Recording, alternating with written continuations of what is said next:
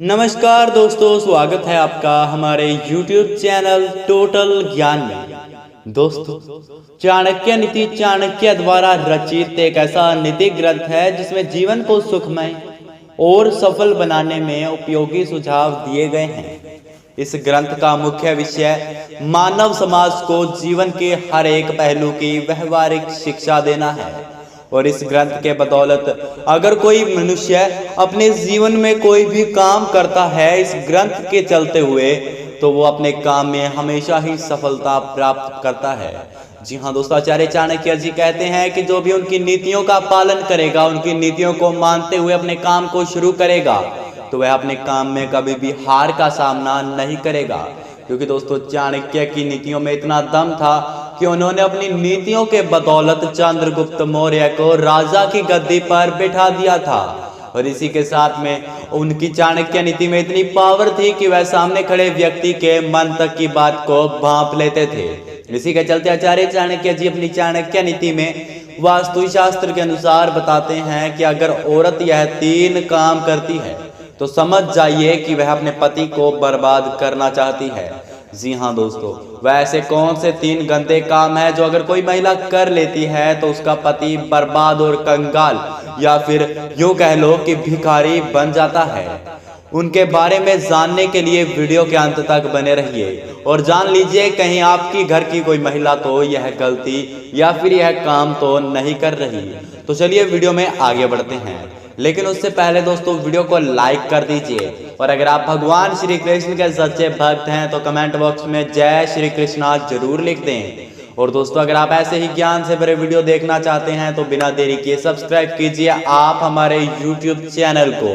तो चलिए दोस्तों नंबर 1 पर आचार्य चाणक्य जी वास्तुशास्त्र के अनुसार अपनी चाणक्य नीति में बताते हैं कि अगर कोई महिला सुबह उठते ही या फिर शाम को सोते वक्त अपने बाल खोलकर अपने आंगन में या फिर अपने घर के बीचों बीच कहीं इधर तो कहीं इधर चलती है, तो इससे आप ये समझ सकते हैं कि वह अपने पति को बर्बाद करना चाहती है। क्योंकि दोस्तों, ऐसा करने से उस घर में माँ लक्ष्मी कभी भी नहीं आती। क्योंकि अगर कोई औरत ऐसे बाल खोलकर अपने घर में रात्रि के वक्त या फिर सुबह के वक्त चलेगी तो यह बहुत ही अशुभ संकेत भी माना जाता है। इसी के चलते अगर आपके घर की कोई महिला यह गलती कर रही है तो जल्दी से जल्दी उसे रोक लीजिए, अन्यथा आपके बुरे दिन भी बहुत नजदीक हैं। इसके बाद दोस्तों, आचार्य चाणक्य जी वास्तुशास्त्र और चाणक्य नीति के अनुसार बताते हैं कि अगर कोई महिला घर के मुख्य दरवाजे पर बैठकर गप्पे लड़ाती हैं या फिर किसी बात पर विचार करती हैं या फिर मानो टाइम पास करती हैं, तो समझ जाइए कि वह अपने पति के बुरे दिन लाने वाली है। क्योंकि दोस्तों, आपको पता होगा कि माँ लक्ष्मी हमेशा ही घर के मुख्य दरवाजे से ही आती है और वहीं कोई महिला अगर वहां पर बैठ जाए तो वह माँ लक्ष्मी का रास्ता रोक सकती है। इसी के चलते माँ लक्ष्मी बिना आपके घर में दर्शन दिए वापस चली जाएगी। इसी के चलते अगर माँ लक्ष्मी आपके घर से चली जाती है तो आपके घर में गरीबी और कंगाली के अलावा और कुछ नहीं बचेगा।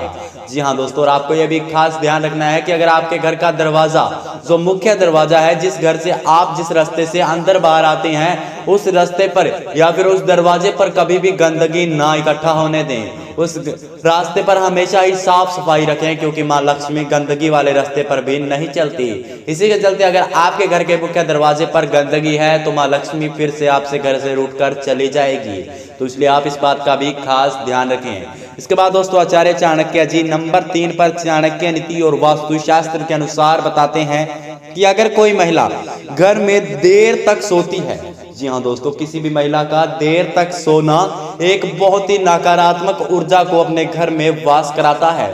जी हाँ दोस्तों, अगर आपके घर की कोई महिला देर तक सोती है तो समझ जाइए कि आपके दरिद्रता और गरीबी के दिन कोई ज्यादा दूर नहीं।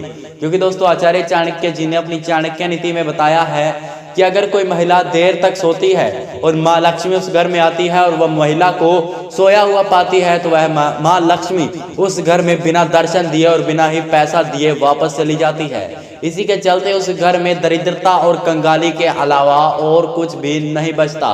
इसलिए दोस्तों आपसे रिक्वेस्ट करता हूं कि आप कभी भी ऐसी गलती न करें, अन्यथा आपके साथ इससे भी ज़्यादा बुरा अंजाम हो सकता है। दोस्तों आज के वीडियो में बस इतना ही। वीडियो पसंद आया हो तो वीडियो को लाइक कीजिए और आशा करता हूं कि वीडियो समझ में आया होगा। और अगर आपको समझ में आया है तो नीचे कमेंट बॉक्स में जरूर लिखिए। और अगर आप भगवान श्री कृष्ण को सच्चे दिल से मानते हैं तो कमेंट सेक्शन में जय श्री कृष्णा जरूर लिख दें। और अगर आप ऐसे ही ज्ञान से भरे वीडियो देखकर अपने ज्ञान के भंडार को बढ़ाना चाहते हैं तो बिना देरी किए सब्सक्राइब कीजिए आप हमारे YouTube चैनल टोटल ज्ञान को। दोस्तों आज का हमारा वीडियो अंत तक देखने के लिए आपका तहे दिल से धन्यवाद।